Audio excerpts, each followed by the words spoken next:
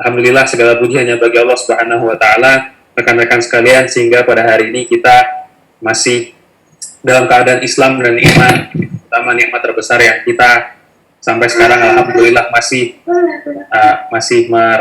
memeluknya. Dan alhamdulillah hari ini juga kita diberikan kesempatan, taufik serta kesehatan sehingga kita bisa berkumpul kembali di sini dalam rangka melaksanakan kajian online kita yang alhamdulillah sudah jalan beberapa minggu. Alhamdulillah nampaknya sudah 2 bulan lebih malah, tidak terasa. Dan salawat serta salam semoga senantiasa tercurah tentunya kepada junjungan kita Nabi Muhammad SAW serta keluarganya, sahabatnya, dan mudah-mudahan pada para pengikutnya pula, dan mudah-mudahan kita termasuk di dalamnya hingga akhir zaman. Rekan-rekan semuanya, Bapak Ibu dan saudara-saudara sekalian, alhamdulillah sebagaimana yang telah dijadwalkan pada hari ini kita akan masuk ke tema kajian tematik sebagaimana yang pernah dikomunikasikan juga oleh panitia bahwa kita insya Allah dalam sebulan sekali kita akan mencoba untuk memasukkan kajian-kajian tematik,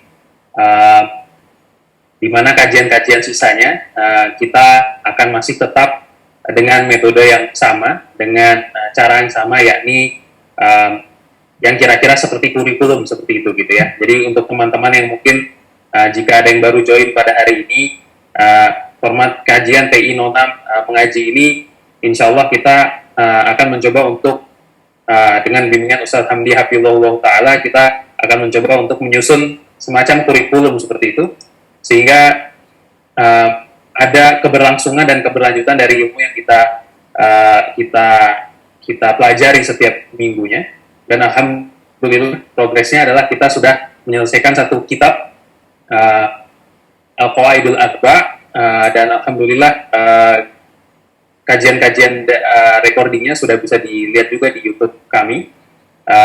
Akan tapi mohon maaf karena sedikit masalah teknis, kajian yang minggu lalu tidak berhasil terrecord, qadarullah, sehingga mohon maaf sekali hanya untuk kajian yang minggu lalu tidak terrecord dan tidak bisa diupload di YouTube. Mudah-mudahan kedepannya kami dari panitia juga sudah mengevaluasi dan mudah-mudahan insya Allah Allah berikan kemudahan sehingga apa yang kita siapkan dan kita persiapkan di kajian ini bisa semakin baik lagi dan semakin baik lagi.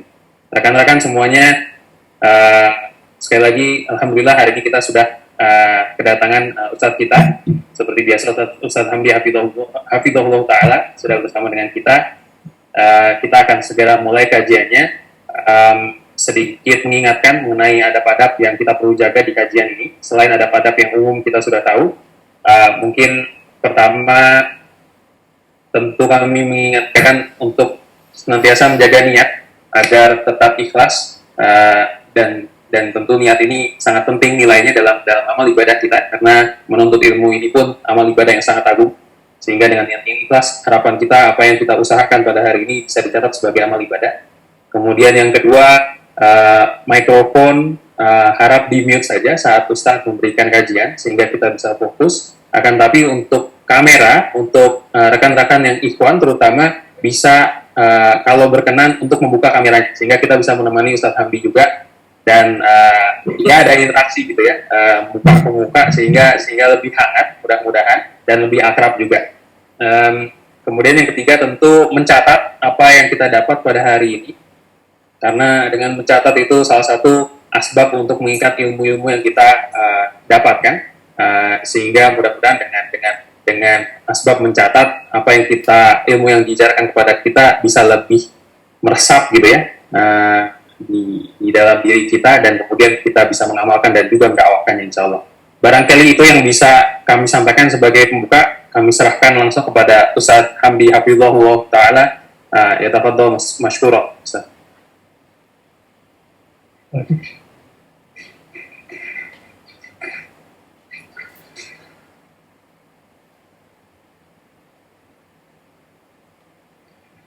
Bismillahirrahmanirrahim. Assalamualaikum warahmatullahi wabarakatuh.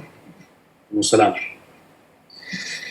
Innal hamdalillah nahmaduhu wa nasta'inuhu wa nastaghfiruh wa na'udzu billahi min shururi anfusina wa min sayyiati a'malina. May yahdihillahu fala mudilla lahu wa may yudlil fala hadiya lahu. Asyhadu an la ilaha illallah wahdahu la syarikalah wa asyhadu anna Muhammadan abduhu wa rasuluh sallallahu alaihi wa ala alihi wa ashabihi wa man tabi'ahum bi ihsanin ila yaumiddin, amma ba'd. Sebelumnya suaranya jelas ya? Insya Allah jelas. Baik. Alhamdulillah, kita bersyukur kepada Allah Subhanahu wa Ta'ala karena pada kesempatan kali ini kita masih diberikan kesempatan untuk berkumpul lagi, dan Alhamdulillah ya, sudah sekitar 2 bulan kita belajar bersama, dan kita memohon kepada Allah Subhanahu wa Ta'ala semoga apa yang kita laksanakan berupa belajar ilmu agama ini menjadi pemberat di timbangan kebaikan kita nanti di hari kiamat.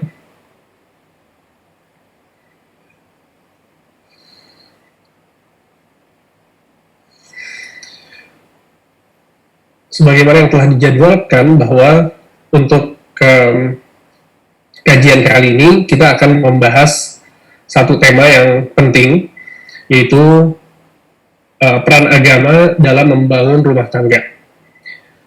Tema ini sengaja Ana angkat karena memang teman-teman sekalian, di antara mereka ada yang ingin ada yang ngasih saran gitu ya untuk dijadikan tema mengenai rumah tangga, dan sebagian juga ada yang meminta agar temanya itu ada sekitar parenting dan lain sebagainya.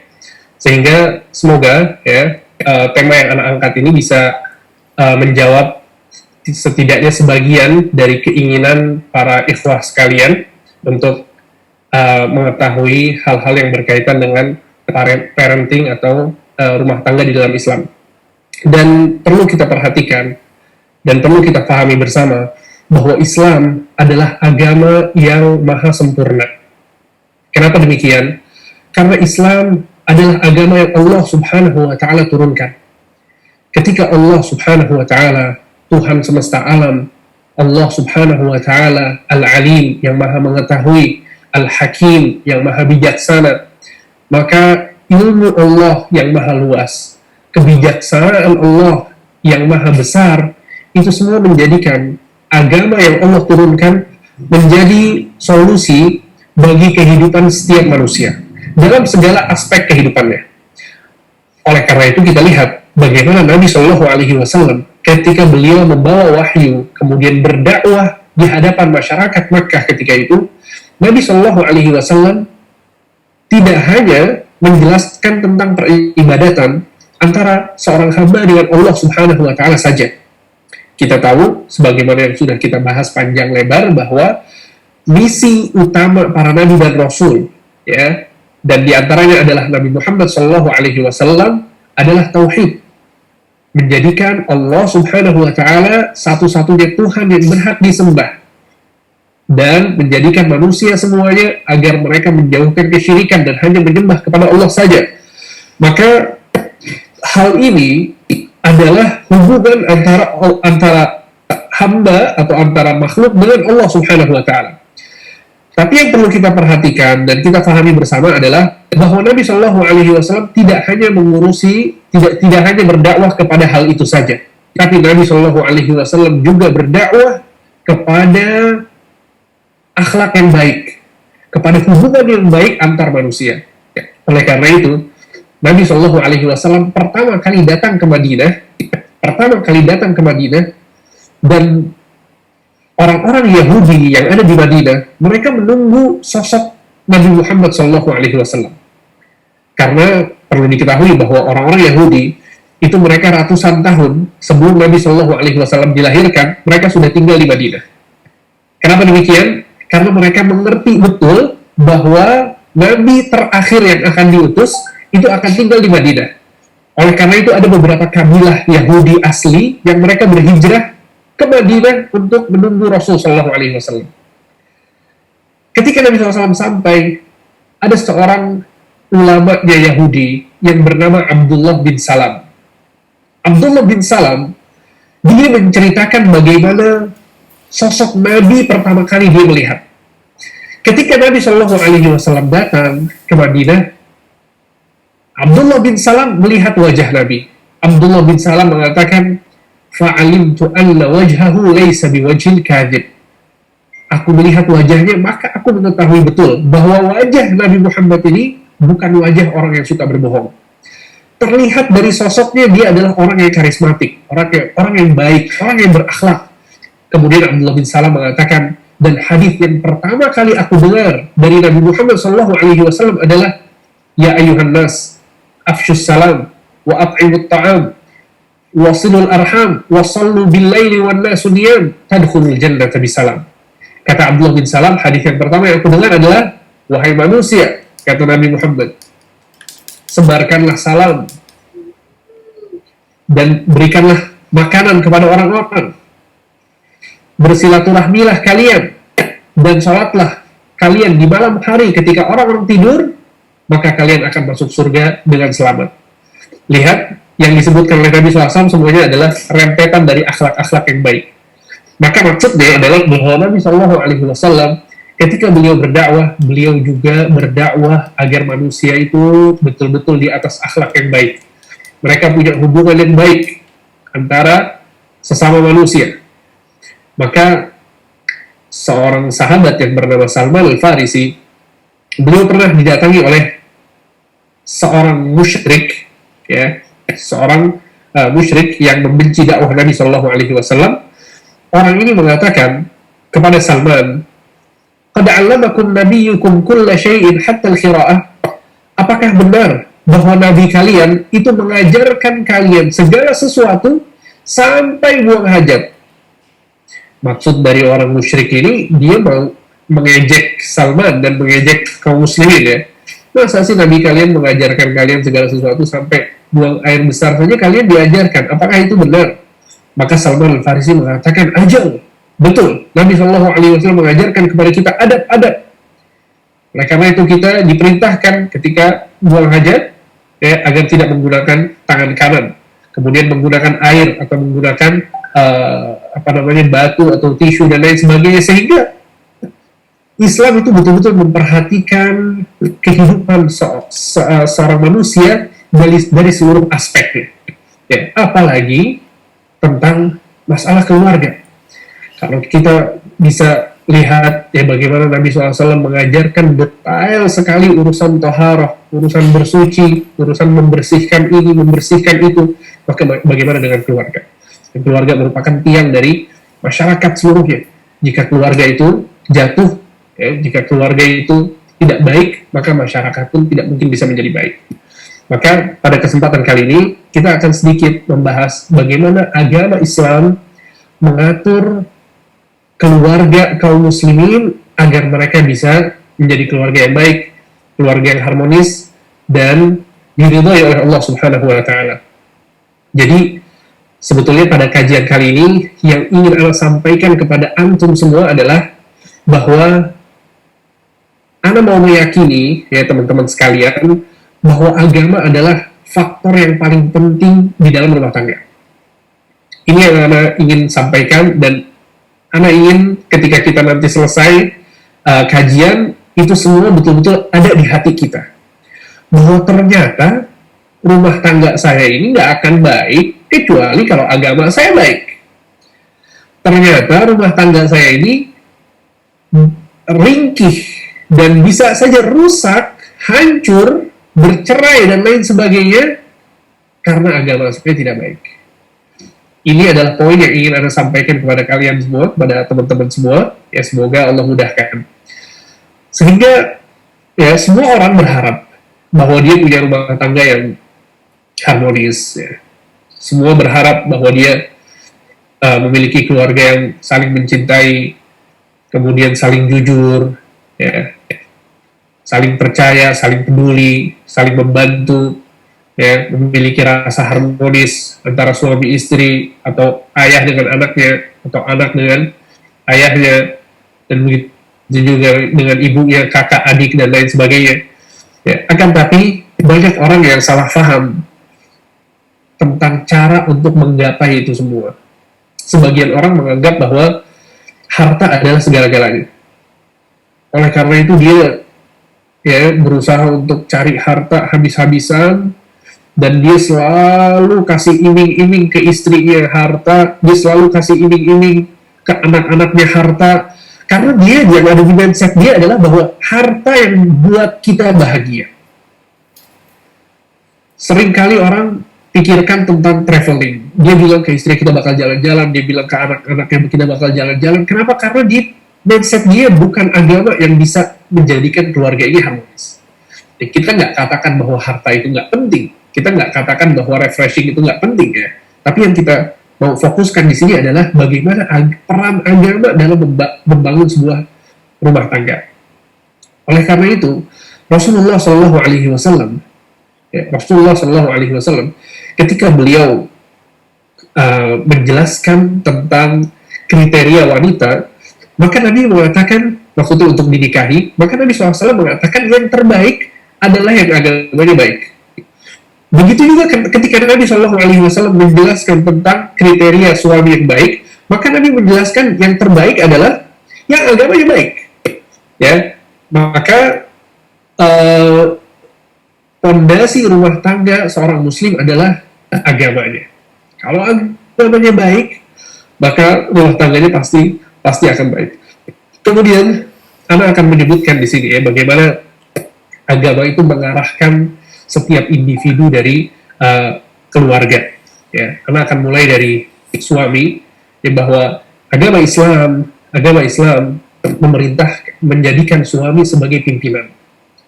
Rasul Shallallahu Alaihi Wasallam bersabda, Allah Subhanahu Wa Taala berfirman dalam surat An-Nisa, "Ar-rijalu qawwamuna 'alan nisa, bima faddalallahu bihi ba'dahum 'ala ba'din wa bima anfaqu min amwalihim." Dalam ayat ini Allah Subhanahu Wa Taala menjelaskan bahwa laki-laki adalah pemimpinnya para wanita. Sehingga di dalam keluarga yang harus memimpin itu siapa? Suami. Suami wajib untuk menjadi pemimpin, ya, bukan istri yang jadi pemimpin, tidak. Sehingga keputusan-keputusan di dalam rumah tangga itu dipegang sama suami. Ya, hal-hal besar yang perlu diputuskan maka itu di tangan suami. Ya, karena memang Allah Subhanahu Wa Taala menciptakan seorang lelaki ya dengan kriteria bisa untuk memutuskan sebuah perkara. Beda halnya dengan perempuan. Ya, antum bisa bayangkan kalau misalnya hak talak, hak cerai itu dipegang sama istri. Mungkin semua suami udah ditalak 3 semuanya ya. Karena istri itu lebih pakai perasaan gitu kan. Yang bisa jadi dia lagi kesel kemudian dia talak. Ya. Dia lagi PMS kemudian dia talak lagi. Terus begitu. Al-muhim intinya Allah Subhanahu Wa Taala Al-Hakim. Tadi kita sebut di awal kajian. Allah adalah Al-Hakim yang maha bijaksana. Sehingga keputusan-keputusan Allah itu penuh dengan kebijaksanaan. Keputusan-keputusan Allah, aturan-aturan yang Allah tetapkan itu semuanya penuh dengan kebijaksanaan, penuh dengan hikmah yang tidak ada cacat sama sekali. Sehingga ketika Allah Subhanahu Wa Taala mengatakan ar-rijal qawwamuna 'alan nisa, sesungguhnya laki-laki ini pemimpinnya perempuan, yakinlah bahwa memang harusnya seperti itu. Memang harusnya seperti itu. Ya, bahkan dalam sebuah hadis Nabi SAW mengatakan lan yufliha qaumun walau amrahum imra'ah. Suatu masyarakat itu tidak mungkin bisa berhasil, tidak mungkin bisa sukses kalau pemimpinnya adalah perempuan. Oleh karena itu di dalam Islam, di antara syarat kepemimpinan adalah harus laki-laki. Dan kepemimpinan yang paling penting, yang harus dilaksanakan oleh seorang suami adalah kepemimpinan untuk membimbing istri dan anaknya di dalam urusan agama. Ini yang paling penting dan yang paling krusial.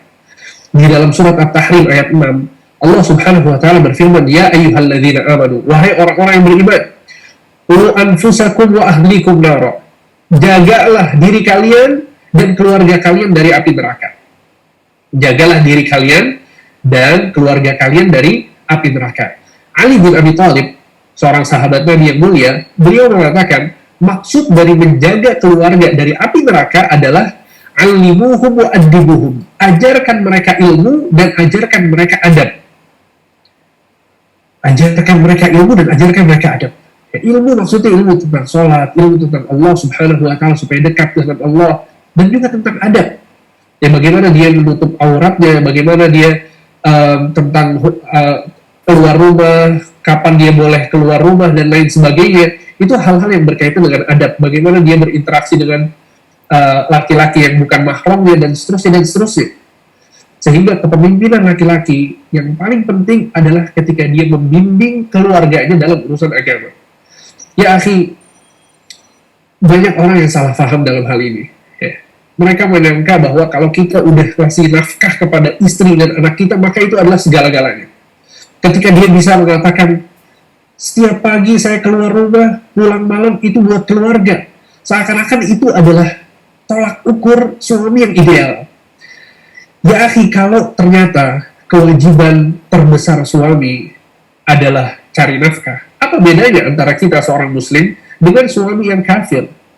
Dengan suami yang tidak beragama, apa bedanya? Tidak ada bedanya sama sekali. Mereka juga cari nafkah. Mereka juga cari uang. Tapi yang membedakannya adalah kita peduli dengan sholatnya istri kita. Kita peduli dengan puasanya istri kita. Kita peduli dengan jilbabnya. Kita peduli dengan akhlaknya. Kita nggak ridho ketika dia ketemu sama laki-laki yang bukan mahram, kemudian berinteraksi dan lain sebagainya. Sehingga inilah poin yang sangat penting yang harus kita perhatikan dalam urusan kepemimpinan suami. Ya akhi, jadilah pemimpin yang hebat. Ya akhi, jadilah pemimpin yang hebat di dalam rumah tangga Anda, yaitu dengan membimbing keluarga kita dalam urusan agama. Rasulullah SAW bersabda, "Kullukum ra'in wa kullukum mas'ulun an ra'iyatih." Kalian adalah pemimpin, dan setiap pemimpin akan dipertanyakan oleh Allah Subhanahu wa Ta'ala tentang orang-orang yang dipimpinnya. Kemudian Rasul mengatakan, "Al-imamu ra'in wa mas'ulun an ra'iyatih." Sesungguhnya pemimpin negeri, dia adalah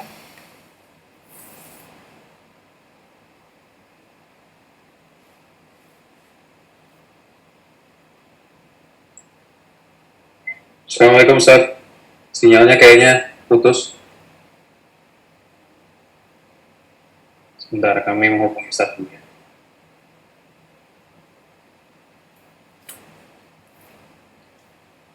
tes.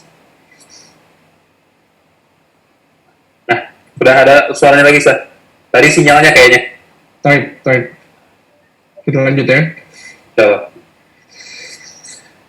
Nabi Shallallahu Alaihi Wasallam mengatakan, coba saya cek dulu di koneksi internetnya.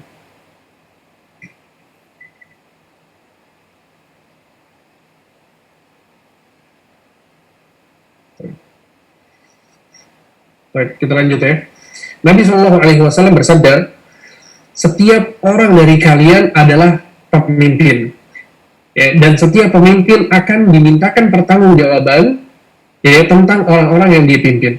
Wal imamu ra'in wa mas'ulun an ra'iyati. Pemimpin suatu negeri, dia akan dimintakan pertanggungjawabannya di hadapan Allah nanti tentang rakyat yang dia pimpin. War rajulu ra'in fi ahli. Dan seorang suami adalah pemimpin bagi keluarganya. Wa huwa mas'ulun an ra'iyati. Dan dia akan ditanyakan oleh Allah, dimintakan pertanggungjawabannya oleh Allah di hari kiamat nanti tentang keluarganya. Apakah dia sudah membimbing dengan benar? Apakah dia sudah memberikan nafkah? Apakah dia sudah memberikan hak-hak keluarga yang menjadi kewajibannya? Itu semua akan dipertanggungjawabkan oleh Allah Subhanahu wa Ta'ala di hari kiamat. Bahkan dalam hadis lain, dan ini yang lebih mengerikan, dalam hadis lain kata Nabi Shallallahu Alaihi Wasallam, "Ma min 'abdin yastar'ihi Allahu ra'iyatan, falam yahutha bi nushihi illa lam yajid raihatal jannah." Rawahul Bukhari. Tidaklah seorang hamba yang Allah Subhanahu wa Ta'ala jadikan sebagai pemimpin, kemudian dia tidak melakukan kepemimpinannya itu dengan baik, maka di hari kiamat nanti dia tidak akan mencium bau surga. Ya, na'udzubillah min dzalik. Maka ini adalah satu hal yang sangat penting yang harus diperhatikan oleh seorang laki-laki yang menjadi kepala rumah tangga. Ya, dia harus membimbing keluarganya dalam urusan agama.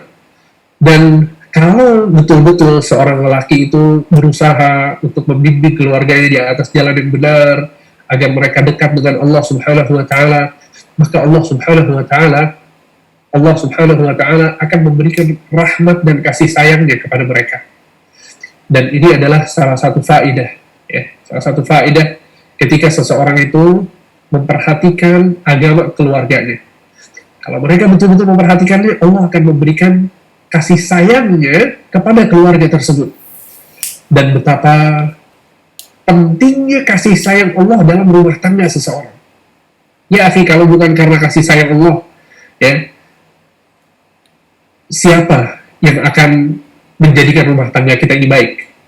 Ya, tidak ada yang bisa menjadikan rumah tangga kita ini baik, harmonis, ya, sehat, kecuali rahmat dari Allah, kecuali kasih sayang dari Allah Subhanahu wa taala.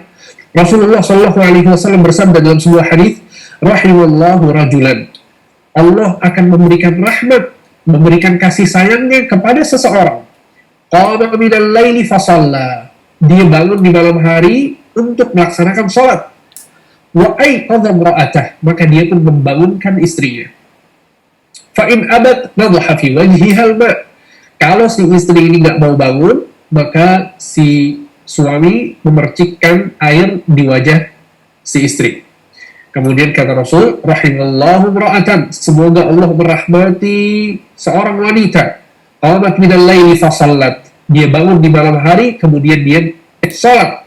Wa aiqadhat zawjaha, dan dia pun membangunkan suaminya. Fa in aba nadhat fi wajhihil ma. Kalau suaminya nggak mau bangun, kata Nabi SAW, maka hendaknya dia memercikkan air di wajah suaminya. Ya. Salat malam yang dilakukan oleh seorang istri dan suami itu akan mendatangkan rahmat dari Allah Subhanahu wa taala. Ya, kita bisa perhatikan dalam hadis yang tadi disebutkan. Sehingga agama adalah yang paling penting. Agama adalah faktor yang paling krusial yang harus ada dalam rumah tangga kita kalau mau rumah tangga kita ini baik. Ya, jadi kebahagiaan rumah tangga itu betul-betul, ya ikhwan, bukan karena kehidupan kita yang mewah. Bukan, sama sekali. Bukan kalau rumah kita bagus, kemudian rumah tangga kita bahagia. Bukan itu. Bukan kalau kita punya mobil yang bagus, kemudian rumah tangga kita bahagia. Ya, kalau kita bisa traveling ke seluruh dunia, maka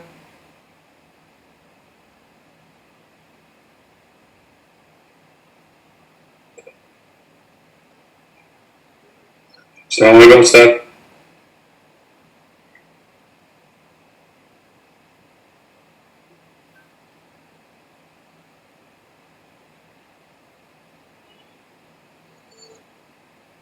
tes.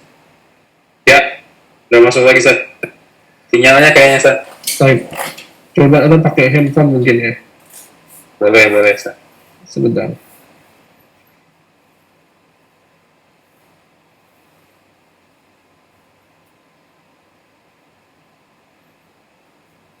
Sebentar.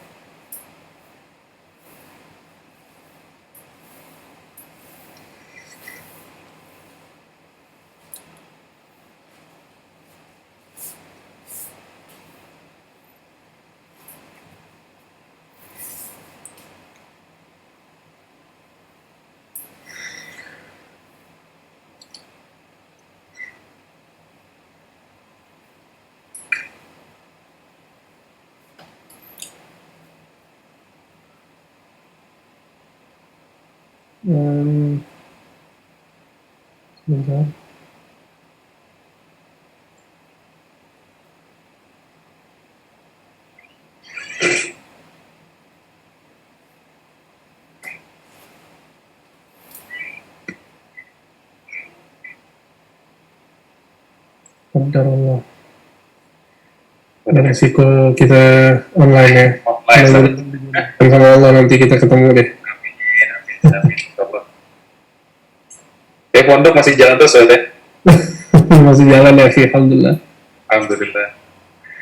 Ya, udah masuk. Siap. Antum atas nama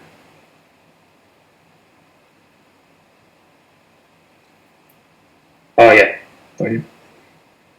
Di landscape mungkin Ustaz, supaya lebih enak ininya. Sorry. Di rotate dulu ya. Nggak bisa kayaknya. Nggak bisa, ya udah. Baik. Ya, Ustaz. Sebentar. Ya.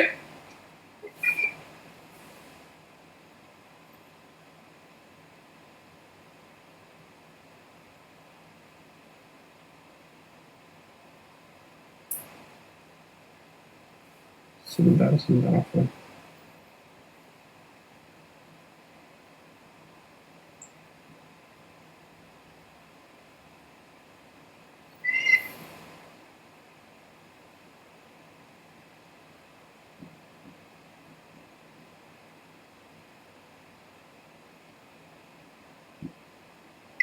Tes. Jelas suaranya? Jelas, insya Allah, Ustaz. Alhamdulillah. Baik. Ya, sehingga yang ingin saya sampaikan adalah bahwa ya rumah tangga seseorang itu tidaklah menjadi baik ya karena dunia yang dia miliki. Siapa orang yang paling baik rumah tangga? Rasulullah Shallallahu Alaihi Wasallam. Dia adalah orang yang paling sempurna rumah tangganya. Ya, beliau bahagia, beliau memiliki ya keluarga yang sangat baik, yang sangat ridha dengan qada dan qadar Allah Subhanahu wa taala, yang sangat bahagia. Coba kita lihat ya, seperti apa keadaan finansial Rasul Shallallahu Alaihi Wasallam. Nabi Shallallahu Alaihi Wasallam ya, beliau bukan orang yang bermewah-mewahan. Beliau bukan orang yang bermegah-megahan. Nabi Shallallahu Alaihi Wasallam pernah tidur di atas tikar. Kemudian Umar bin Khattab masuk ke dalam rumah Rasul. Ketika dia masuk ke dalam rumah Rasul Shallallahu Alaihi Wasallam dari tidurnya. Dan di belakang punggung Nabi Shallallahu Alaihi Wasallam itu terdapat tempat di mana beliau tidur. Akhirnya Umar bin Khattab pun menangis. Umar bin Khattab mengatakan, "Ya Rasulullah, Kisra wa Kaisar, wahai Rasulullah, sesungguhnya Raja Persia, Raja Romawi, mereka betul-betul hidup di atas kemewahan, di atas kemegahan, dan sesungguhnya engkau itu lebih berhak untuk bermewah-mewah, bermegah-megah, mendapatkan dunia daripada mereka." Maka Nabi Shallallahu Alaihi Wasallam mengatakan kepada Umar bin Khattab, "Ya Ibn Khattab, wahai Umar, ya, ama tarda an yakuna lahu dunya wa lahu akhirah? Tidakkah kamu ridha mereka mendapatkan dunia, kita mendapatkan akhirat?" Maksudnya adalah, bayangkan Nabi, ya orang yang paling mulia, yang rumah tangganya sangat bahagia, itu punggungnya sampai terlihat bekas tikar yang beliau tidur di atas. Kita nggak pernah mengalami seperti itu. Tapi kemudian Anas bin Malik mengatakan, "Sami'tu Rasulullah sallallahu alaihi wasallam yaqulu miraran." Sesungguhnya aku, kata Anas, mendengar Rasul sallallahu alaihi wasallam mengatakan kepadaku berkali-kali. Rasul mengatakan kepadaku berkali-kali, "Demi Allah, ma asbaha inda ali Muhammad sa'un bin hub wa sa'un bin tamar." Sesungguhnya keluarga Muhammad ini ketika bangun di pagi hari, mereka tidak punya satu sa' dari gandum, satu sa' dari tamar. Kita nggak punya apa-apa. Itu bayangkan, satu sa' itu berarti berapa? Sekitar 1,5 kilogram. Ya, punya 1,5 kilogram gandum, dan tidak punya juga tamar. Wa inna lahu yawma idin latis'un niswah. Dan sesungguhnya beliau, kata Anas bin Malik, ketika mengatakan hal demikian, memiliki 9 istri. Tentu bisa bayangkan. Maksudnya adalah bahwa keadaan finansial Rasul Shallallahu Alaihi Wasallam ya, disebutkan bahwa beliau bukan orang yang bermewah-mewahan dan bermegah-megahan. Bahkan seorang istri Nabi SAW, yaitu Aisyah radhiyallahu anha wa ardaha, beliau mengatakan, "Hilalun thumma hilalun thumma hilal." Kata Aisyah, kita melihat bulan sabit, kemudian kita melihat bulan sabit lagi, kemudian kita melihat bulan sabit lagi. 3 bulan. Ya. 3 bulan, la yuqad fi syai'in min buyutihi narun la li khubzin wa la li tabkh. Tidak ada api yang dinyalakan di rumah Rasulullah sama sekali. Apa maksud tidak ada api yang dinyalakan? Nggak masak apa-apa. Kita bisa bayangkan, Nabi Muhammad yang kita cintai, wallahi ya kawan, kalau Nabi Muhammad tinggal di sekitar kita, kita cukupkan semua kebutuhan. Ya, jangankan untuk urusan makanan. Ya, Allah dan Muhammad SAW itu di atas kepala kita. Dan Muhammad SAW orang yang paling kita cintai. Tapi kita lihat bagaimana keadaannya. Dan Nabi SAW adalah orang yang paling baik kepada keluarga. Nabi SAW adalah orang yang paling bahagia di dalam keluarga. Sebagaimana disebutkan di banyak hadis, bagaimana istri-istri Nabi SAW sangat mengagumi Nabi SAW sebagai sosok suami. Padahal keadaannya biasa-biasa saja. Ya, dan bisa kita lihat juga di zaman sekarang, coba kita lihat.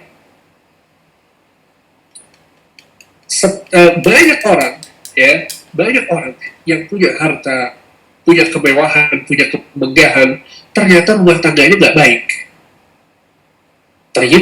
Sehingga ini berarti bahwa ketika seorang menjadikan tolak ukur kebahagiaan rumah tangga itu adalah finansial, maka itu salah besar. Itu adalah sebuah kesalahan yang besar. Ya, kita bisa lihat ya, bagaimana orang-orang yang terkenal, orang-orang yang tersohor, ya, artis-artis dan lain sebagainya.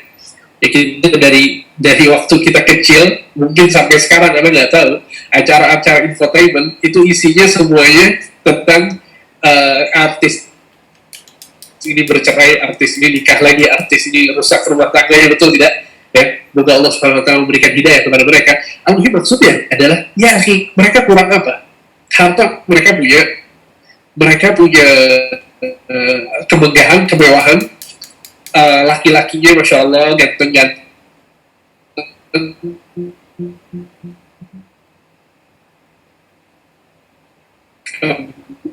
kemudian wanita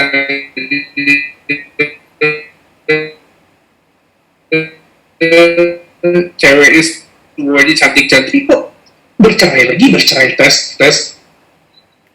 yang menjadi tolak ukur kebaikan bahagiaan rumah tangga itu bukan dari finansialnya.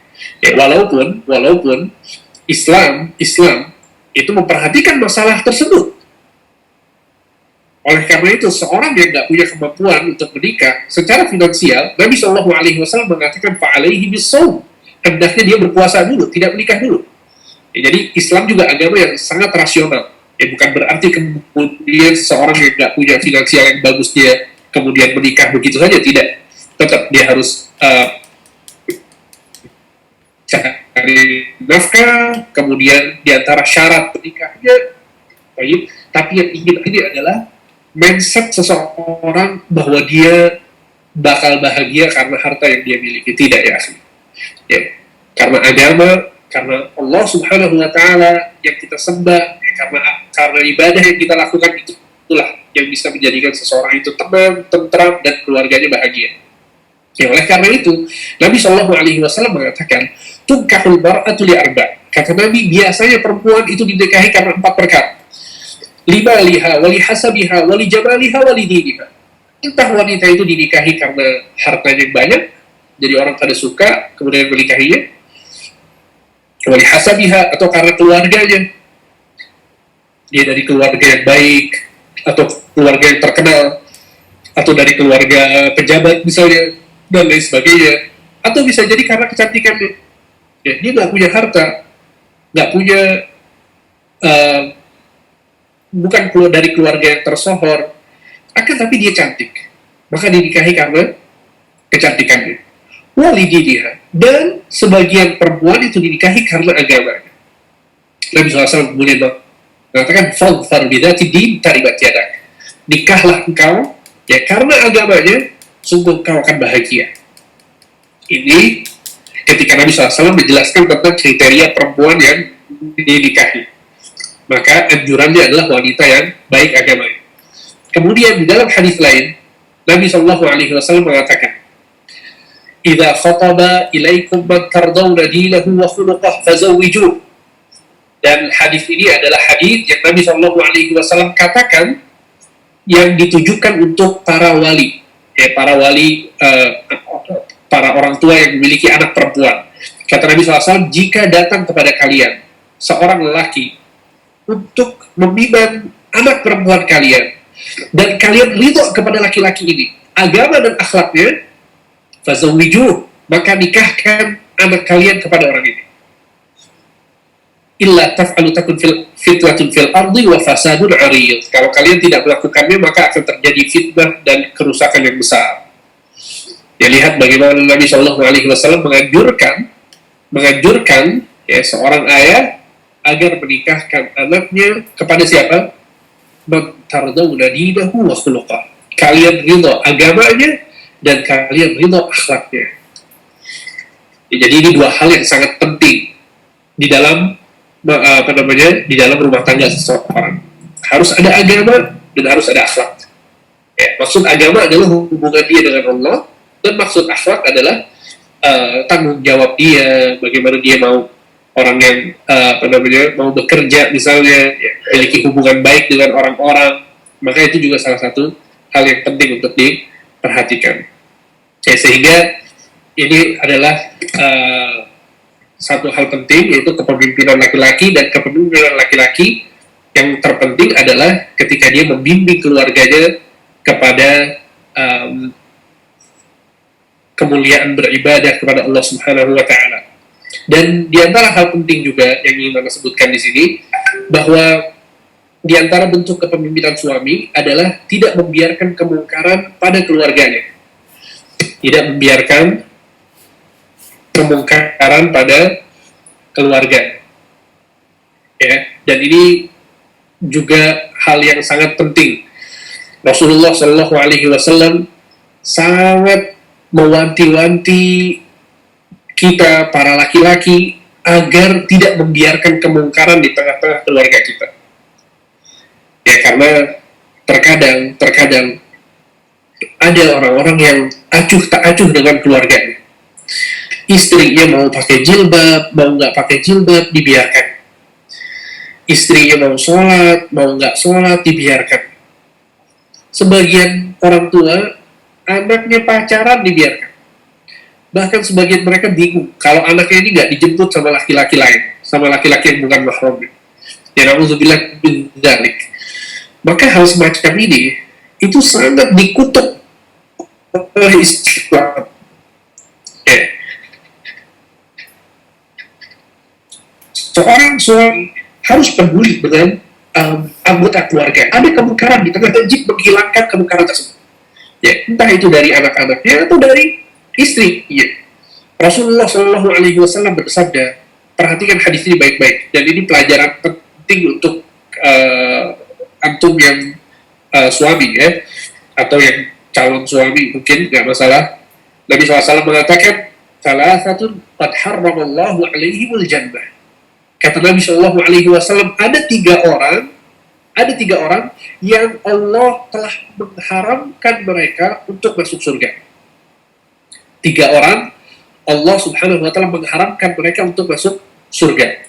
Siapa yang pertama? Mudminul khamr, orang yang biasa minum khamr, minum minuman keras. Wal'aq, dan anak yang durhaka.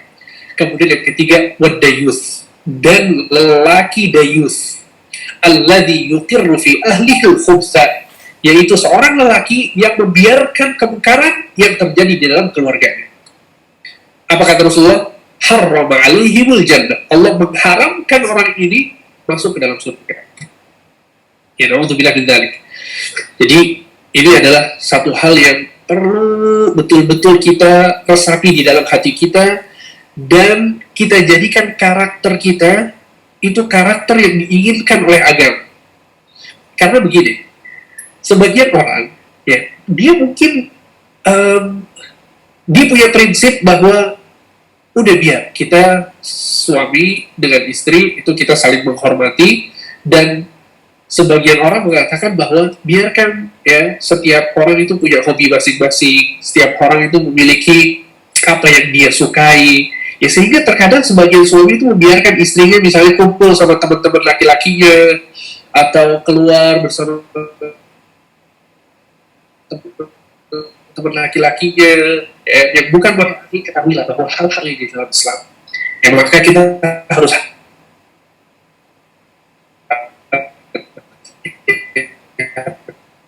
betul ya, sampai kita jatuh dalam dosa yang dikatakan oleh Rasulullah SAW sebagai hadis sahih juga. Nabi Shallallahu Alaihi Wasallam mengatakan, "Salasatun la yadkhulul al-jannata abadan." Ada 3 golongan, ada 3 orang yang tidak akan masuk surga. Yang pertama kata Rasulullah, ad-dayus. Yang pertama adalah ad-dayus. Maksud dayus tadi yang kita sebutkan, dia membiarkan kemungkaran di dalam keluarganya. Sehingga ini adalah sedikit nasihat yang berkaitan dengan rumah tangga, khususnya bagi suami. Kemudian, adapun untuk para wanita, ya khususnya untuk yang sudah menikah, itu para istri,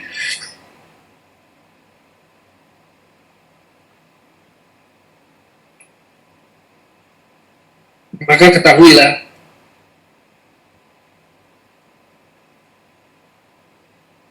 suami Assalamualaikum Ustaz. memiliki Ditanya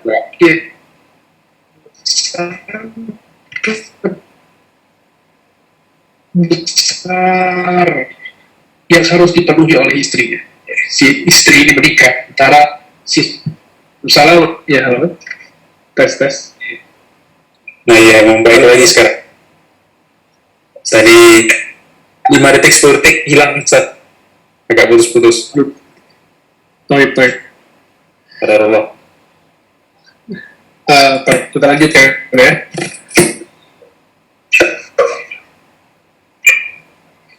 Baik. Kedengeran sekarang? Sekarang kedengaran Ustaz. Cuma sinyalnya agak low kayaknya. Diantum mungkin. Iya. Baik. Kita coba Ustaz. Bismillah. Baik, sebentar. Baik. Kemudian, ya, jadi istri atau suami itu memiliki hak yang sangat besar yang harus dilakukan, yang harus dipenuhi oleh seorang istri, seorang wanita. Ya. Dan ketika ya terjadi akad nikah, ketika si wali atau ayah dari si istri ini yang mengatakan zawaj suka aku nikahkan engkau dengan anak perempuanku, di situ terjadi peralihan otomatis, peralihan hak yang tadinya ayah memiliki hak yang paling besar yang harus dipenuhi oleh wanita ini. Ketika dia menikahkan anak perempuannya ini kepada seseorang, maka hak yang tadinya dimiliki oleh ayah berpindah kepada orang tersebut, yaitu si suami. Ya, sehingga Nabi Shallallahu Alaihi Wasallam mengatakan dalam sebuah hadis, "Lau kuntu amiran ahadan an yasjuda li ahadin la amartu mar'ata an tasjuda li zawjiha." Ya, jika aku boleh memerintahkan seseorang untuk sujud kepada orang lain, maka sungguh aku akan memerintahkan wanita agar dia sujud kepada suaminya. Ya. Kenapa demikian? Karena suami memiliki hak yang sangat besar yang harus dipenuhi oleh si istri. Ya, bahkan kalau dibolehkan sujud antar manusia, antar makhluk,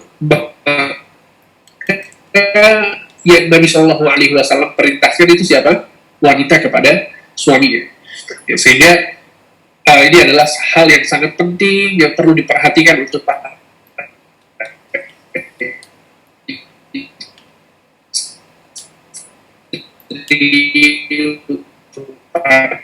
wanita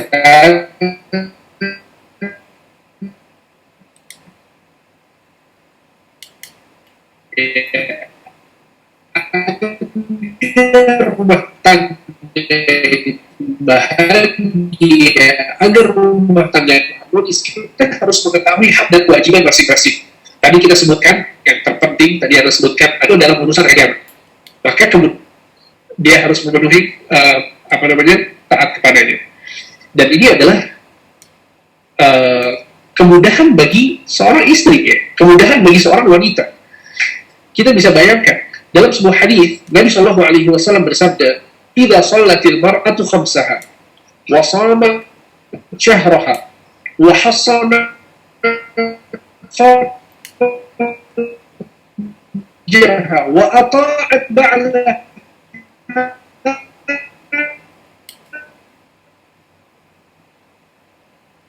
Rasulullah mengatakan jika wanita itu sholat lima waktu, kemudian dia menjaga kehormatannya pada suaminya, maka ada malaikat yang mengatakan kepada wanita tersebut, masuklah engkau ke dalam surga dari pintu mana saja yang engkau inginkan. Ya, Masya Allah, betapa mudahnya seorang wanita itu masuk surga. Ya, dan ini salah satu kabar gembira bagi para wanita. Bayangkan, dia bisa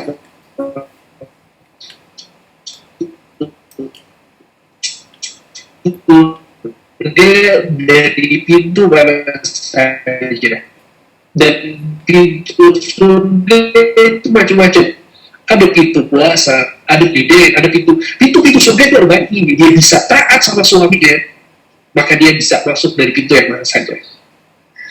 Ya, karena memang subhanallah ya, banyak wanita yang dia sukses untuk menjadi ibu. Banyak ibu-ibu yang hebat, ibu yang bisa memenuhi hak-hak, tapi tidak banyak wanita yang sukses karena dia menjadi istri. Ya, jadi wanita banyak yang sukses karena dia menjadi ibu, tapi tidak banyak wanita yang sukses karena dia menjadi istri. Sehingga untuk para wanita ya, jangan kemudian jadikan alasan tidak taat sama suami berusin anak. Itu bukan alasan. Mudahan bermanfaat bagi kita semua ya, bahwa Nabi Shallallahu Alaihi Wasallam itu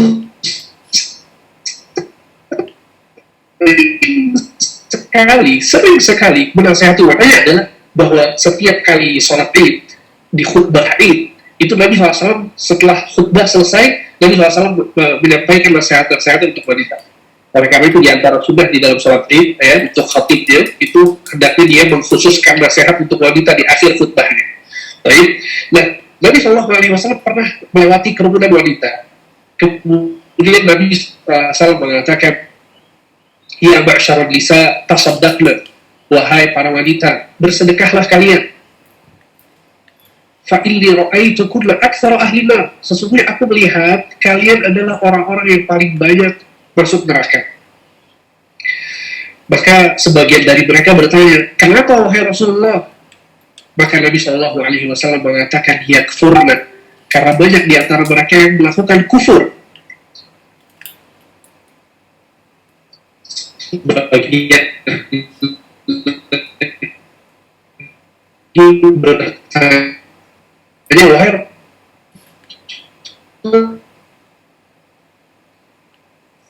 Telepon Ustaz, sinyalnya kayaknya terganggu lagi. Bentar. Mereka kufur kepada Allah, kufur kepada suami-suami mereka. Ya, agar senantiasa Halo? tes. Ya, halo. Ya. Balik lagi. 10 detik hilang, Ustaz. Putus banget. Baik. Kemudian yang terakhir, ya, Nabi Shallallahu Alaihi Wasallam mengatakan dalam hadis yang sahih diriwayatkan oleh Imam Nasa'i dan Ahmad, "Fadhuri aina anti minhu fa innama huwa jannatuki wa naruki." Kata Nabi Shallallahu Alaihi Wasallam, lihatlah engkau wahai wanita, bagaimana sikapmu terhadap suamimu. Ya, lihatlah engkau wahai wanita, sikapmu terhadap suamimu. Sesungguhnya suamimu adalah surgamu atau nerakamu. Ya. Maka di sini sama sekali ya tidak ada, Islam tidak pernah mendiskreditkan laki-laki atau mendiskreditkan perempuan. Dua-duanya memiliki hak dan kewajiban yang harus dipenuhi. Ya, sehingga jangan terus berpikir ya bahwa wanita harus taat dan seterusnya, kemudian antum jadi suami enak-enakan gitu ya, ayo kebanyakan neraka perempuan dan lain sebagainya ya. Nggak bisa begitu. Dan juga perempuan juga demikian. Ya, nggak bisa kemudian dia mau nembak laki-lakinya, menembak suaminya dengan hadis-hadis yang disuruh berbuat baik kepada perempuan. Ya, semuanya punya hak, punya kewajiban. Semuanya di dalam agama ini memiliki hak dan kewajiban yang berbeda.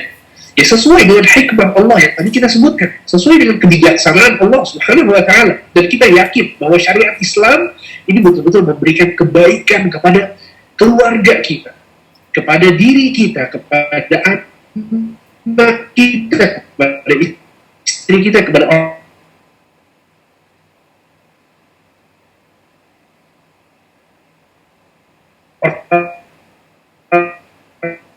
tua kita. Jalankan agama, maka pasti berada di jalan yang benar.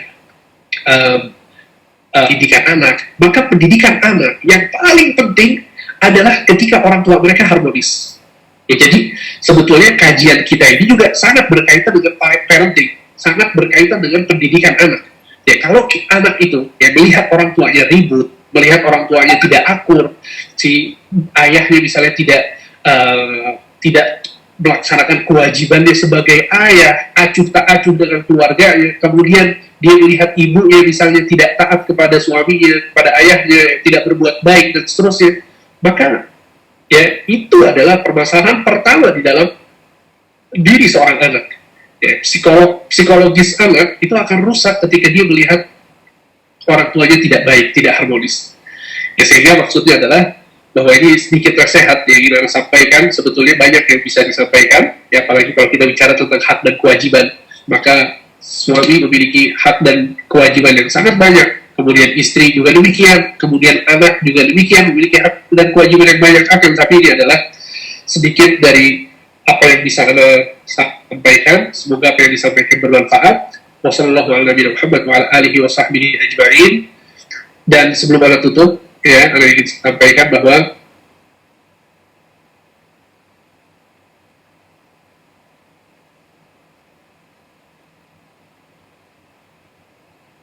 Instagram Ustaz, putus lagi nih.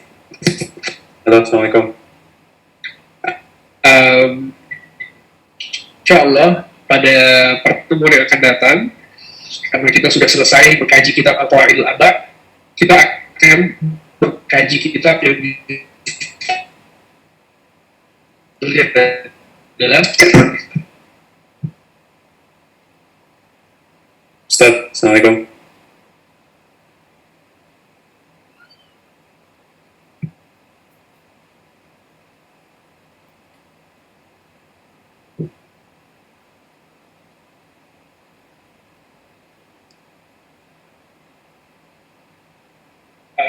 Tayyib.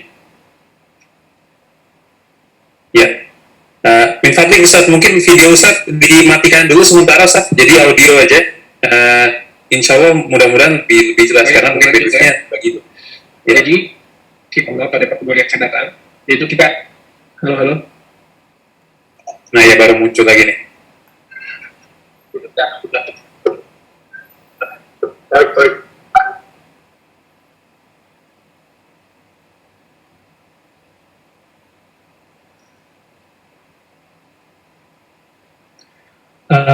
Baik. Kedengeran sekarang? Nah, kedengeran insya Allah. Ya. Sehingga ya, Ana ingin sampaikan sedikit pengumuman bahwa insya Allah minggu depan, ya pekan depan, kita akan memulai membahas dan mengkaji kitab baru. Ya, karena kita sudah selesai dari kitab Al-Qawaidul Arba', kita akan mengkaji kitab yang berjudul Al-Ushulus Salasah, ya, 3 pondasi dalam memahami agama. 3 pondasi dalam memahami agama. Ya, maksud 3 pondasi dalam memahami agama di sini adalah kitab yang mengkaji tentang 3 pertanyaan kubur. Ya, setiap orang pasti ditanya, ya, ketika dia dikuburkan itu akan ditanya siapa Tuhanmu, siapa nabimu, kemudian apa agamamu.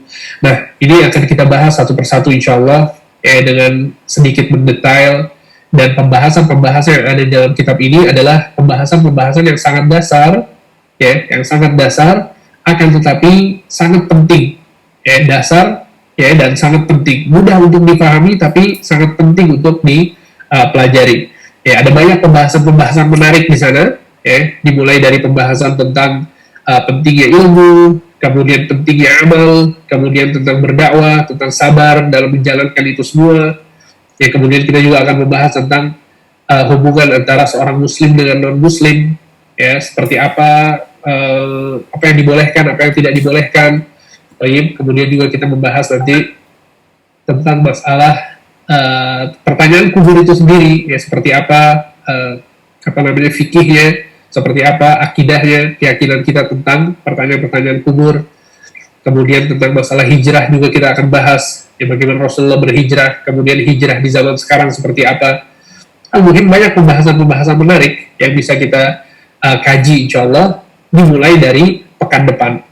Dan seperti biasa, ya sebagaimana sudah dibicarakan juga bahwa setiap akhir bulan insya Allah akan ada kajian tematik seperti ini ya. Jadi nanti kita lihat apa kira-kira tema yang menarik dan penting untuk dibahas, kemudian kita akan bahas bersama-sama insya Allah. Mungkin hanya itu yang bisa saya sampaikan. Wassalamualaikum warahmatullahi wabarakatuh wa ala alihi wa sahbihi ajma'in. Kalau ada pertanyaan ya dipersilahkan. Baik, syukran Ustaz. Jazakallahu khairan wa barakallahu fikum atas penjelasannya. Insya Allah sangat bermanfaat untuk kita dan apa namanya sebagai pengantar lah bisa dibilang untuk kita memupuk kembali fondasi terutama dalam hal berumah tangga. Mudah-mudahan jadi motivasi juga buat masing-masing kita untuk senantiasa menggali ilmu dan ilmu dalam memupuk rumah tangga ini sendiri dalam Islam juga sangat luas, Ustaz ya. Jadi nggak mungkin selesai dalam waktu 1 jam. Jadi ya insya Allah tapi sangat banyak manfaatnya, sangat banyak yang kita bisa sudah catat gitu ya, dan mudah-mudahan bisa diamalkan dengan baik. Baik, mungkin kita akan segera masuk ke bagian tanya jawab. Sebelum Ana masuk ke bagian tanya jawab, mungkin sedikit pengumuman. Jadi sebagaimana yang sudah diumumkan juga di beberapa kajian sebelumnya bahwa infak yang diberikan oleh rekan-rekan semuanya kepada kami. Sekali lagi kami mengucapkan terima kasih, jazakumullahu khairan, mudah-mudahan Allah berikan balasan yang berlipat ganda kepada antum semua. Alhamdulillah kami merasa jumlahnya pun sangat lebih dari cukup, sehingga kami berinisiatif untuk kemudian menyalurkan ini kepada sarana-sarana dakwah lain yang insya Allah sehingga bisa menjadi manfaat yang lebih banyak buat dakwah Islam secara keseluruhan daripada hanya mengendap di rekening kami gitu ya.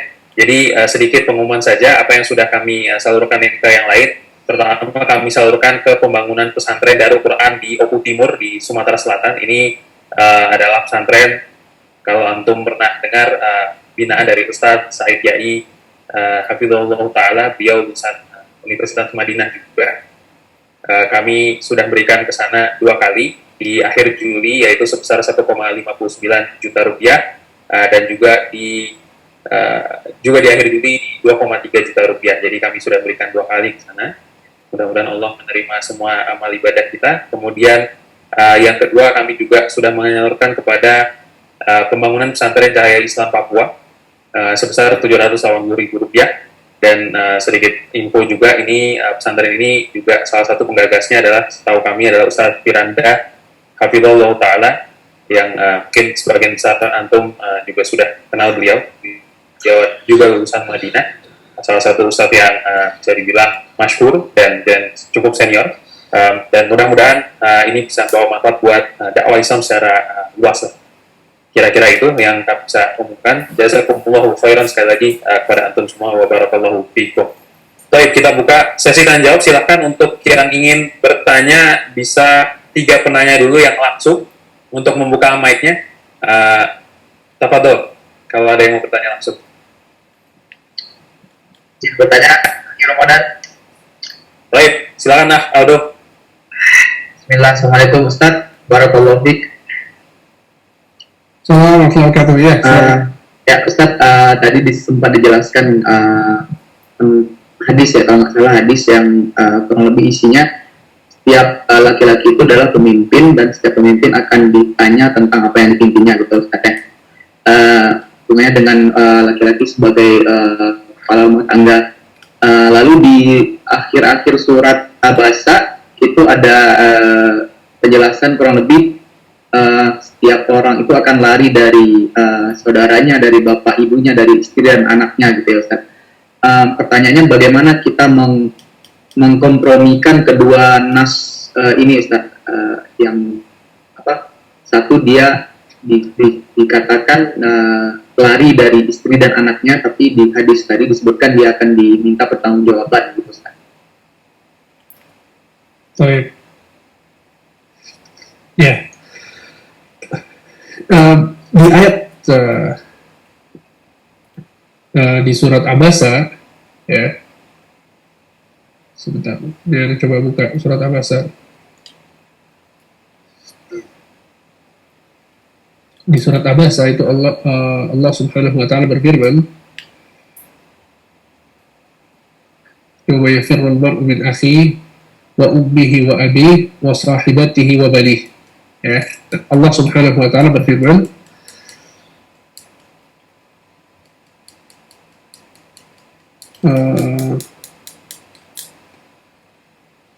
ya, hari Allah Subhanahu wa taala sedang menjelaskan tentang huru-hara hari kiamat. Allah Subhanahu wa taala sedang menjelaskan huru-hara hari kiamat, ya, sehingga Allah Subhanahu wa taala berfirman, fa idza ja'atis sakhah, dan ketika sangkakala itu ditiupkan, yauma yafirrul mar'u min akhi, hari di mana seseorang itu lari dari saudaranya, wa ummihi wa abi, dia lari dari ibunya dan ayahnya, wa sahibatihi wa bani, dia lari dari istri dan anak-anaknya. Di sini Allah Subhanahu wa taala sedang menjelaskan tentang betapa besarnya huru-hara hari kiamat. Sehingga orang-orang yang terdekat di dunia itu dia tidak peduli lagi dengan mereka. Ya. Sehingga ini konteksnya bukan masalah tanggung jawab suami kepada keluarganya, bukan lagi. Akan tapi justru ini menjelaskan tentang beratnya di hari kiamat nanti. Ya, saking beratnya itu seorang yang sangat dekat dengannya, itu dia akan lari dari mereka. Ya, sehingga ini tidak ada kontradiksi di sini, ya, tidak kontradiktif. Sehingga di sini Allah Subhanahu wa taala menjelaskan tentang betapa besarnya huru-hara hari kiamat. Semoga bisa dipahami. Gimana Haldo? Cukup jelas, insyaallah. Jazakallah khair. Oh iya, silahkan kepada penanya berikutnya. Kita nanti 3 penanya langsung, kemudian nanti kita masuk ke kolom chat ya. Gimana Ustaz? Ada sedikit yang Anda mau sampaikan juga sebelum Anda lupa, ya, bahwa kita sekarang di bulan Muharram dan besok tanggal 9 Muharram, kemudian lusanya tanggal 10 Muharram. Ya, dan Nabi Shallallahu Alaihi Wasallam mengatakan, "Afdalus siyam ba'da Ramadan syahrullahil Muharram." Sebaik-baiknya puasa setelah Ramadan adalah puasa di bulan Muharram. Ya, jadi disunnahkan untuk memperbanyak puasa di bulan ini, di bulan Muharram. Dan puncaknya adalah puasa di tanggal 10 Muharram, yaitu puasa di hari Asyura. Ya, Nabi Shallallahu Alaihi Wasallam mengatakan, "Yukaffiru sanatal madiyah." Sesungguhnya puasa di hari Asyura itu akan menghapuskan dosa-dosa 1 tahun ke belakang. Ya, jadi jangan sampai lupa tanggal 10 Muharram, yaitu hari Sabtu, ya, usahakan kita berpuasa. Ya, jangan sampai ditinggalkan, sayang, karena 1 kali berpuasa kita dihapuskan dosa-dosa 1 tahun ke belakang. Kemudian di antara sunnah juga adalah dengan menggandeng puasa Asyura dengan 1 hari sebelumnya atau 1 hari setelahnya. Ya, jadi Nabi Shallallahu Alaihi Wasallam berpuasa Asyura. Kemudian Nabi SAW mengatakan kepada para sahabatnya, "Kalau aku hidup di tahun depan, aku akan puasa di tanggal 9-nya," kata Nabi. Ternyata Nabi SAW tidak sampai ke bulan Muharram, beliau pun sudah wafat. Maka para ulama mengatakan bahwa kalau seseorang mau berpuasa Asyura, silahkan berpuasa Asyura, kemudian ditambahkan dengan di tanggal 9-nya atau ditambahkan di tanggal 11-nya. Ya, untuk menyelisihi orang-orang Yahudi. Karena orang-orang Yahudi dia hanya berpuasa di tanggal 10 saja.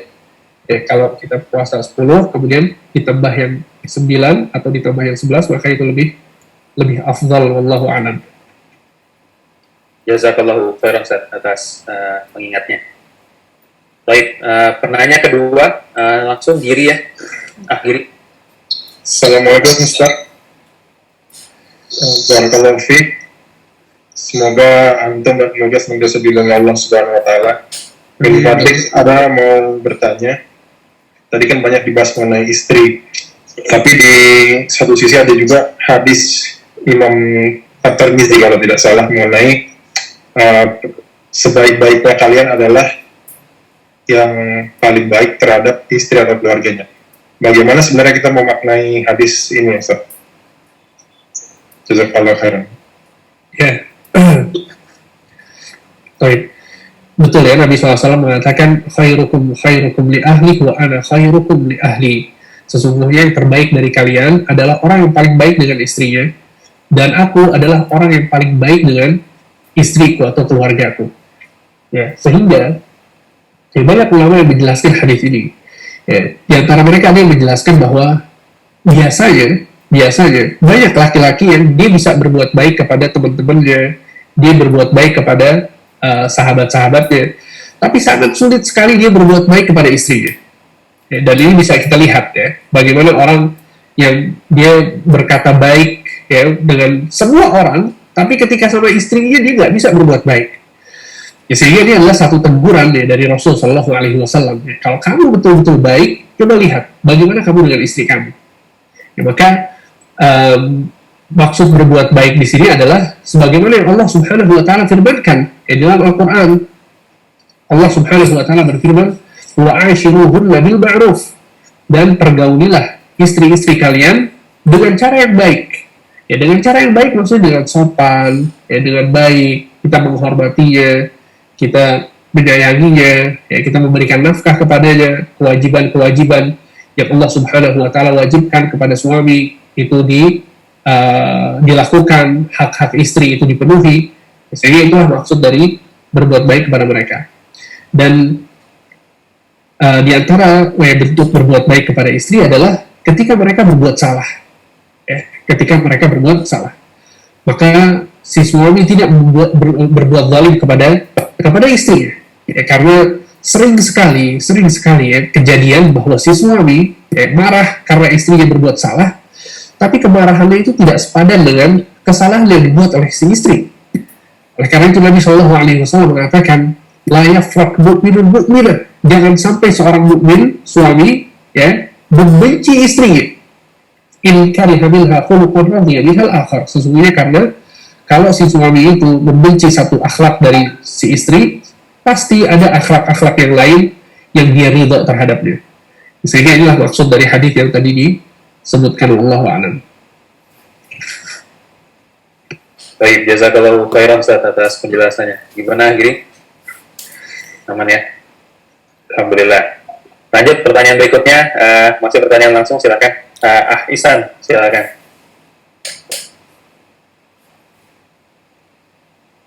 Ya, Assalamualaikum Ustaz. Assalamualaikum warahmatullahi wabarakatuh. Semoga senantiasa dalam lindungan rahmat Allah, terutama juga kaum muslimin yang lainnya, amin. Amin. Bertanya Ustaz, sebenarnya pertanyaan simpel sih, bagaimana tips bersabar dalam rumah tangga? Syukur Ustaz. Baik. Kita ketika kita berinteraksi dengan orang, ya, baik itu di dalam rumah atau di luar rumah, ya, maka yakinlah bahwa yang memerintahkan kita untuk berbuat baik itu Allah Subhanahu Wa Taala. Kalau kita sudah yakin bahwa ketika kita berbuat baik itu kita akan diberikan pahala oleh Allah, ketika kita berbuat baik itu berarti kita sedang taat kepada Allah, ketika kita berbuat baik kepada orang lain berarti kita sedang beribadah kepada Allah Subhanahu Wa Taala, akan mudah bagi kita untuk berbuat baik. Dan ini kaidah umum ketika kita berinteraksi dengan orang-orang. Oleh karena itu banyak ya para ulama mengatakan bahwa kalau ada orang yang tidak baik kepada kita akhlaknya, maka balaslah ya akhlak dia itu ya dengan akhlak yang baik. Kalau secara akal kita, gimana sekarang orang ini nggak berbuat baik kepada kita, akhlaknya buruk sama kita, masa kita balas dengan akhlak baik? Maka jawaban kita adalah karena kita ketika berakhlak baik itu kita sedang beribadah, kita sedang mengharap ridha dari Allah Subhanahu Wa Taala. Sehingga ya kalau kita kemudian kalau ada masalah di rumah tangga, ya kemudian kita marah misalnya, atau kita dibuat marah oleh istri, oleh anak dan lain sebagainya, maka ingat bahwa ketika kita berbuat baik itu kita sedang beribadah kepada Allah. Ya, jangan terlalu berpikir bahwa kalau kita berbuat baik nanti kita akan diperlakukan seperti apa sama istri kita akan diperlakukan seperti apa sama orang ini. Ya, jangan terlalu berpikir ke sana. Ya, karena kita nggak bisa berharap banyak memang kepada manusia. Oleh karena itu, para ulama mengatakan, inilah kaitan yang sangat erat antara akidah, tauhid, dengan akhlak yang baik. Orang yang bertauhid, orang yang akidahnya kuat, dia yakin Allah yang akan membalasnya. Dia yakin Allah yang memberikan pahala kepadanya. Dan dia hanya hidup di muka bumi ini untuk Allah, akan mudah bagi dia untuk berakhlak baik. Karena pada hakikatnya melakukan, yang memerintahkan kita untuk baik kepada orang lain adalah Allah Subhanahu wa Ta'ala. Mungkin ini tipsnya, semoga bisa jadi masukan ya. Barakallahu fikum. Jadi balik lagi ke akidah Ustaz ya. Ya, kita harus yakin bahwa kita ini sebetulnya sedang beribadah dalam berumah tangga. Siap Ustaz. Syukran Ustaz. Barakallahu fiik. Afwan, barakallahu fikum. Baik, kita akan masuk ke pertanyaan di chat. Ini sudah ada beberapa pertanyaan di Fadlik, Ustaz. Nah, mungkin Anda tanya dulu kesediaan Antum kira-kira seperti apa nih malam ini? Tafadhol. Mungkin 3 pertanyaan lah ya, kita batasi ya. Kita coba ya, Ustaz ya. Gak banyak. Ya. Baik, kita masuk ke pertanyaan pertama. Ada yang bertanya mengenai apakah ada semacam zikir yang khusus gitu, yang bisa menguatkan rumah tangga. Mungkin zikir atau doa khusus mungkin ya. Ya. Tidak ada zikir khusus ya, tidak ada zikir khusus yang diucapkan begitu, yang khusus untuk rumah tangga. Akan tetapi, ya seseorang meminta kebaikan di dunia dan meminta kebaikan di akhirat. Ya. Allah Subhanahu wa Ta'ala mengajarkan kita ya, untuk senantiasa berdoa dengan mengucapkan Rabbana atina fid dunya hasanah wa fil akhirati hasanah wa qina adzabannar. Kata para ulama, arti dari Rabbana atina fid dunya hasanah, ya Allah berikan kepadaku atau kepada kami kebaikan di dunia, maksudnya adalah seluruh kebaikan yang ada di dunia. Oleh karena itu, sebagian ulama mengatakan bahwa arti dari kebaikan di dalam doa ini adalah istri yang solehah. Sebagian ulama lain mengatakan bahwa arti kebaikan di dunia di doa ini adalah anak yang soleh. Ya, maksudnya para ulama ini ingin memberikan satu contoh kebaikan di dunia. Ya, sehingga ketika kita meminta kebaikan seperti itu, ya, maka itu adalah termasuk di dalamnya keharmonisan di dalam rumah tangga, ya, kebaikan-kebaikan di dalam rumah tangga. Dan secara umum Allah Subhanahu wa Ta'ala mengatakan, wa idza sa'alaka ibadi anni fa inni qarib. Wahai Muhammad, jika ada hambaku yang bertanya kepadamu tentang aku, maka katakanlah sesungguhnya aku dekat. Ujibu da'watad da'i idza da'an. Aku akan menjawab doa-doa orang yang meminta kepadaku. Ya, sehingga kita minta, kalau memang ada permintaan yang spesifik kepada Allah tentang rumah tangga kita, maka angkat tangan kita minta. Ya, bangun di sepertiga malam terakhir, ketika kita sujud, ya silahkan minta, walaupun tidak ada zikir khusus yang berkaitan tentang hal ini. Wallahu a'lam. Baik, jazakallahu khairan atas jawabannya. Pertanyaan kedua mengenai istri-istri Nabi. Ini ada 2 pertanyaan yang mungkin Anda gabung. Karena tampaknya bisa dijawab secara bersamaan. Assalamualaikum Ustaz, izin bertanya, boleh ceritakan sedikit bagaimana para istri Nabi bersikap sebagai istri agar bisa menjadi contoh bagi kita semua para akhwat. Kemudian, apakah pernah ada konflik antara Nabi dengan istri-istrinya, dan seperti apa konfliknya dan bagaimana penyelesaiannya? Mungkin beberapa contoh, Ustaz. Jazakallahu khairan. Baik. Istri-istri Nabi adalah sosok yang luar biasa ya dalam menjadi istri. Dan Ana nasihatkan kepada akhwat sekalian ya, untuk membaca kisah-kisah mereka. Khususnya Khadijah radhiyallahu anha. Khadijah itu sosok istri yang luar biasa. Ya, Ana terus terang secara pribadi betul-betul kagum sekali dengan Khadijah. Ya nggak tahu kenapa, tapi cerita-cerita Khadijah selalu bikin Ana kagum, terus terang. Ya, kita lihat bagaimana Nabi Shallallahu Alaihi Wasallam berdakwah di awal-awal beliau diturunkan wahyu oleh Allah Subhanahu Wa Taala. Kemudian Nabi SAW merasa takut dari malaikat Jibril. Kemudian Nabi Shallallahu Alaihi Wasallam lari ke rumahnya. Kemudian Khadijah radhiyallahu anha menyelimuti Nabi Shallallahu Alaihi Wasallam, kemudian mengatakan, lam yudayyi'akallah, sungguh Allah Subhanahu wa taala tidak akan menghinakanmu. Jadi dalam sebuah riwayat disebutkan bahwa Nabi Shallallahu Alaihi Wasallam sangat merasakan ketakutan ketika itu. Akan tetapi yang menyelamatkan Rasul SAW, yang menghibur Rasul Shallallahu Alaihi Wasallam adalah Khadijah. Khadijah betul-betul sosok istri yang luar biasa. Oleh karena itu, ketika Rasul Shallallahu Alaihi Wasallam ditinggal wafat oleh Khadijah, kemudian Rasulullah SAW menikah dengan istri-istri yang lain, yang diantaranya adalah Aisyah. Suatu hari Rasul Shallallahu Alaihi Wasallam pernah di dalam rumah sama Aisyah, kemudian di luar kedengaran suara sendal gitu ya, suara langkah, yang Nabi SAW mengira bahwa itu adalah langkahnya Khadijah, padahal Khadijah sudah meninggal. Maka Nabi SAW mengatakan, innaha Khadijah, itu Khadijah di depan rumah. Ketika masuk, ternyata bukan Khadijah, tapi saudarinya Khadijah. Ya. Al-Muhim, Aisyah radhiyallahu anha cemburu. Kemudian Aisyah mengatakan, wahai Rasulullah, qad abdalakallahu khairan minha. Wahai Rasulullah, sesungguhnya Allah Subhanahu wa taala telah menggantikan Khadijah dengan yang lebih baik daripada dia. Maksudnya siapa? Maksudnya Aisyah. Ya.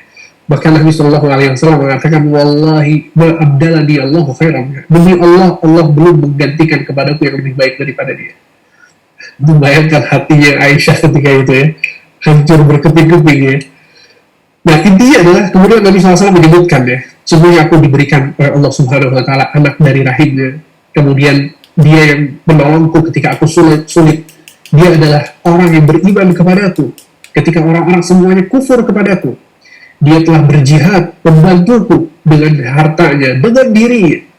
Ya, sehingga maksudnya adalah bahwa kisah-kisah yang berkaitan dengan istri-istri Nabi itu sangat banyak ya, dan menasihatkan untuk akhwat sekalian untuk mempelajari kisah-kisah Khadijah radhiyallahu anha dan istri-istri yang lain ya, seperti Aisyah, Ummu Salamah dan yang lain-lain.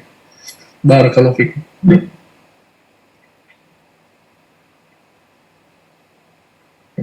Barakallahu fikum Ustaz, jazakallahu khairan. Ini berarti pertanyaan terakhir ya saya untuk malam ini.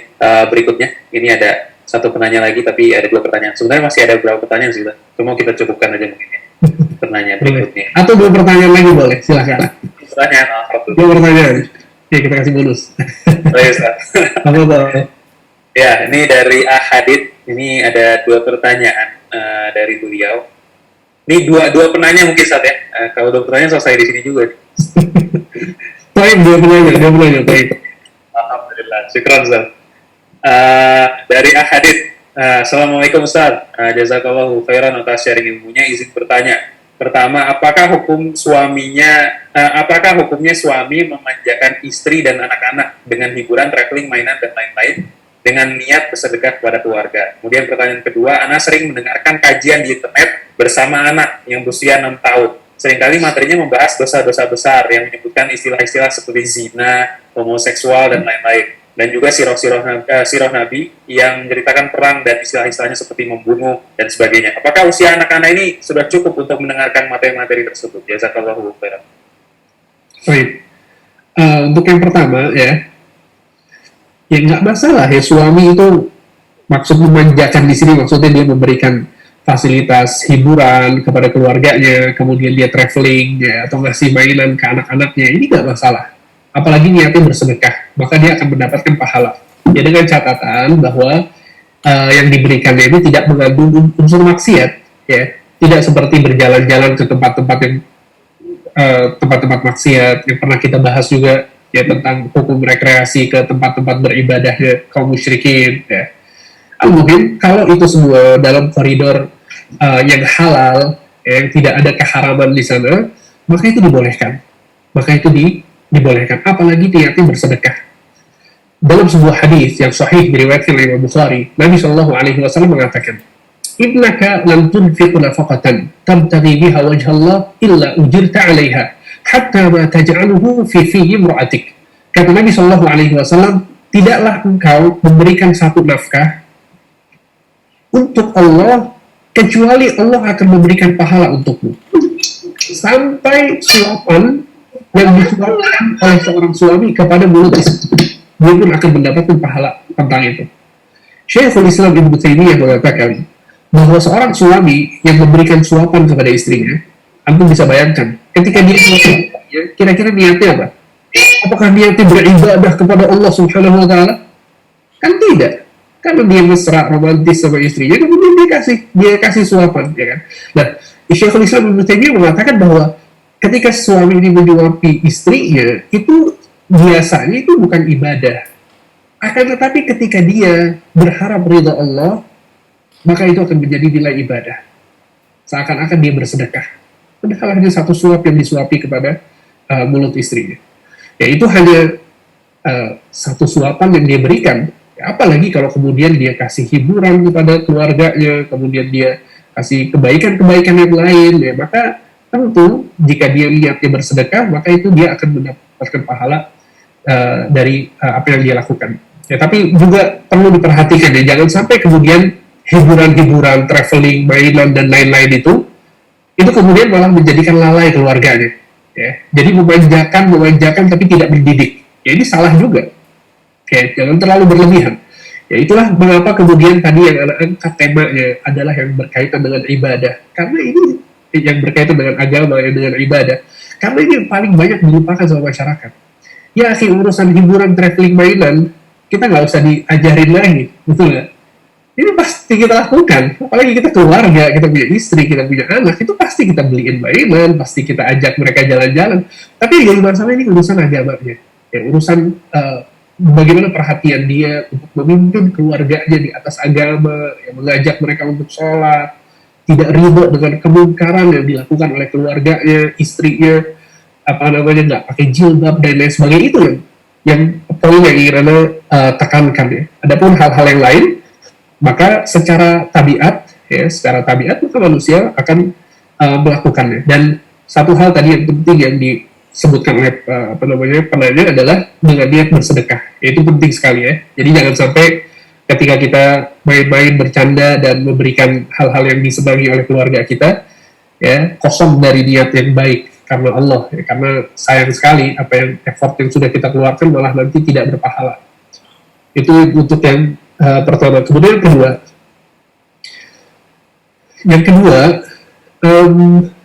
ini tergantung sebetulnya. Anda nggak tahu secara spesifik apa yang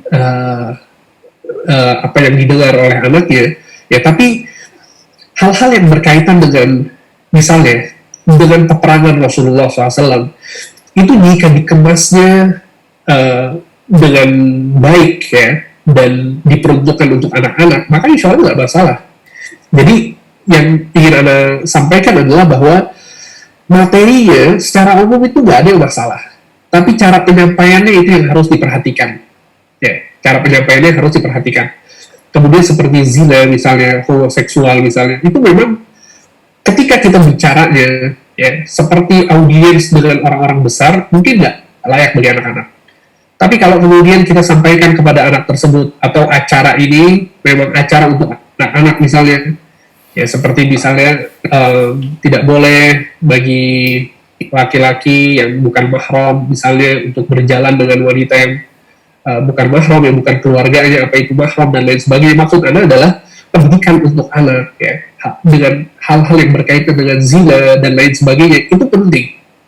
Ya, bukan berarti karena anak ini masih kecil kemudian kita nggak kasih dia edukasi tentang hal-hal seperti ini. Tetap masalah dosa, masalah zina dan lain sebagainya itu perlu untuk disampaikan.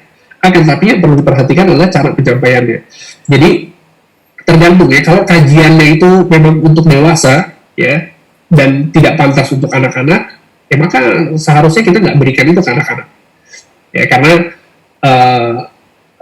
Ali bin Abi Thalib ya pernah mengatakan, jangan kalian memberikan satu penjelasan yang berat kepada orang-orang yang tidak bisa mencapainya. Ya, karena akal manusia ini beda-beda. Jangankan antara anak kecil sama yang dewasa. Orang dewasa aja kadang-kadang beda-beda pemahamannya. Kita bicara sama si fulan berbeda dengan si fulan. Apalagi kalau kemudian ya dengan seseorang yang masih kecil, umur 6 tahun, 7 tahun, maka harus dipilih ya seperti apa pembahasan yang baik. Walaupun sekali lagi pembahasan tentang agama secara keseluruhan ya tidak ada yang tidak bisa disampaikan. Semua bisa disampaikan, akan tapi dengan kemasan yang baik, yang cocok untuk anak-anak. Wallahu a'lam.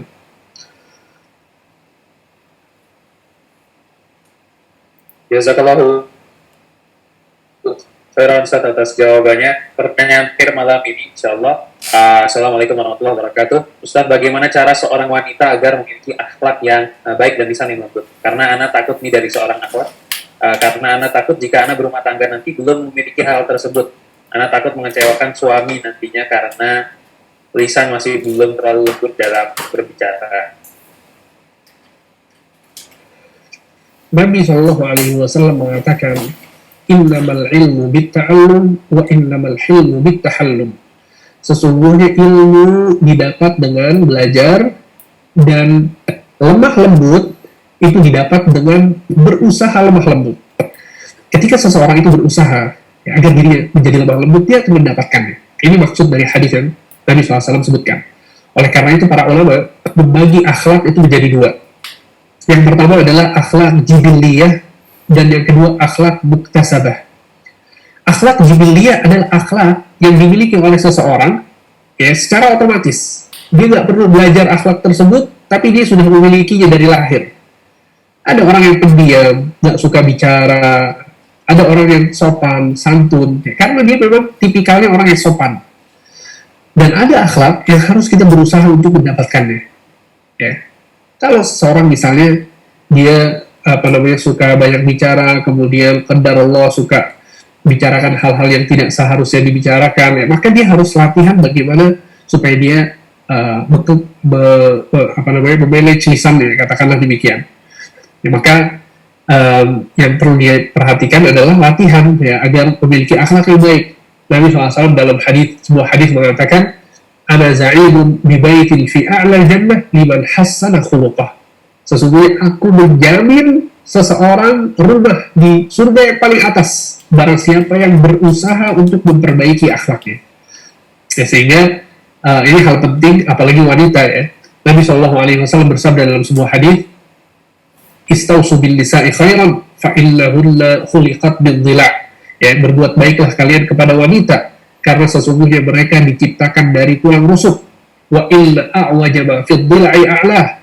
Ya, dan sesungguhnya tulang rusuk itu bengkok dan yang paling bengkok adalah yang paling atas. Ya, dan yang paling bengkok adalah yang paling atas. Sebagian ulama menyebutkan maksud dari yang paling atas ini adalah lisannya. Ya, lidahnya itu yang paling bengkok. Oleh karena itu Nabi SAW di dalam riwayat lain, di hadis yang tadi Anda sebutkan, bahwa wanita itu kata Nabi paling banyak penghuni neraka dan seterusnya, ya, dalam riwayat lain disebutkan bahwa Nabi mengatakan takfurnal ashir wa tuksirnal la'an, karena kalian kufur kepada suami-suami kalian dan kalian sering mengumpat, ya, maksudnya menggunakan lisannya dengan dalam hal-hal yang tidak baik. Ya, mungkin hanya itu yang bisa Anda sampaikan, semoga bermanfaat. Wallahu a'lam. Baik, jazakallahu khairan Ustaz atas jawabannya. Alhamdulillah pada hari ini tampaknya kita cukupkan. Insya Allah banyak sekali ilmu yang kita dapatkan pada hari ini dan tampaknya antusiasmenya juga alhamdulillah lumayan besar. Mudah-mudahan ini pertanyaan-pertanyaan yang masih ada, kita akan coba diskusikan kepada Ustadz mungkin bagaimana enaknya meresponnya gitu ya, apakah kita bisa membuat suatu media untuk bisa mendokumentasikan ini dan juga mendokumentasikan jawabannya atau seperti apa, nanti akan kami diskusikan. Mudah-mudahan ada jalan yang baik. Kepada Ustadz, jazakallahu khairan Ustadz sekali lagi atas waktunya dan sharing ilmu. Barakallahu fikum. Barakallahu fikum. Mudah-mudahan Allah senantiasa barakallahu. Kepada rekan-rekan semuanya, sebagaimana yang tadi sudah diumumkan oleh Ustadz, insya Allah minggu depan kita akan mulai kembali kajian kitab kita. Kembali kami ingin mengingatkan bahwa semangat kami membuat forum kajian online ini adalah kita ingin sama-sama belajar Islam dengan secara lebih terstruktur. Barangkali sebagian besar dari kita bukan lulusan sekolah syariah atau bukan lulusan pesantren gitu ya, jadi mungkin banyak dari kita yang sudah belajar Islam tapi mungkin agak mencolok gitu ya. Kita kadang-kadang ke kajian fikih, kadang-kadang kajian akidah, kadang-kadang ke muamalah dan seterusnya. Dan kita pingin supaya bisa belajar gitu secara lebih terstruktur, mulai dari sesuatu yang sifatnya fondasi, kemudian berkembang dan alhamdulillah diskusi kami dengan Ustaz juga cocok dengan metode ini, dan mudah-mudahan kita semua diberikan kesabaran dalam menuntut ilmu syar'i ini benar-benar dari fondasinya gitu ya. Dan insya Allah sebagaimana yang Ustaz umumkan tadi, mulai minggu depan insya Allah kita akan kembali masuk ke kajian kitab, di mana kajian kitabnya adalah kitab Usul Salatah. Insya Allah kitab ini juga kitab yang ringkas, banyak tentang akidah, sebagaimana yang tadi juga Ustaz sudah sebutkan kisi-kisinya, dan alhamdulillah versi terjemahnya juga kalau Anda coba lihat misalnya di kalau yang pakai Android gitu ya, di Google Playbook itu juga sudah ada beberapa versi terjemahnya, cuma wallahualam kualitasnya seperti apa, cuma Anda coba baca sih cukup enak dibaca, mudah-mudahan cukup bisa representatif. Nanti juga mungkin akan sharing juga materinya, dan Anda pikir juga kayaknya kitab ini juga banyak yang sudah jual Ustaz ya, versi terjemahnya ya. Betul, dijual di mana-mana. Betul. Dijual di mana-mana ya. Ada saran atau rekomendasi Ustaz yang kira-kira misalnya penerbitnya atau apa yang versi Indonesia yang baik? Coba nanti Anda Anda bandingkan kira-kira terjemah mana yang paling cocok, yang paling enak dibaca begitu, nanti Anda infokan insya Allah. Baik. Jazakallahu khairan Ustaz.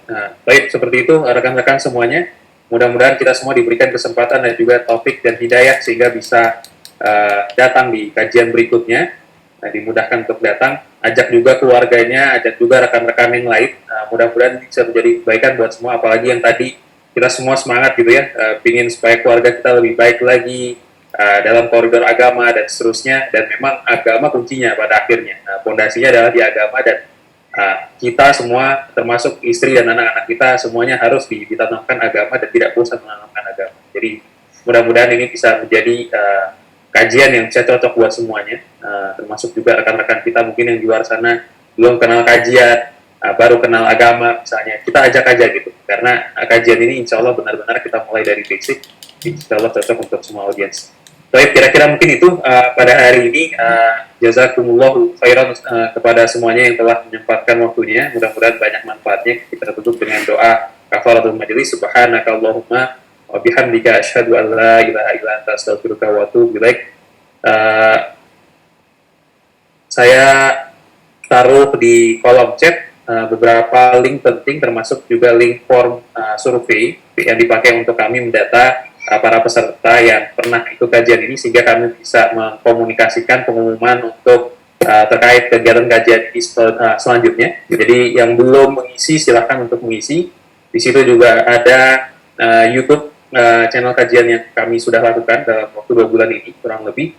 Insya Allah semua akan diupload di sana. Kami cukupkan. Sallallahu ala nabiyyina Muhammad wa ala alihi wa sahbihi ajma'in. Wassalamualaikum warahmatullahi wabarakatuh.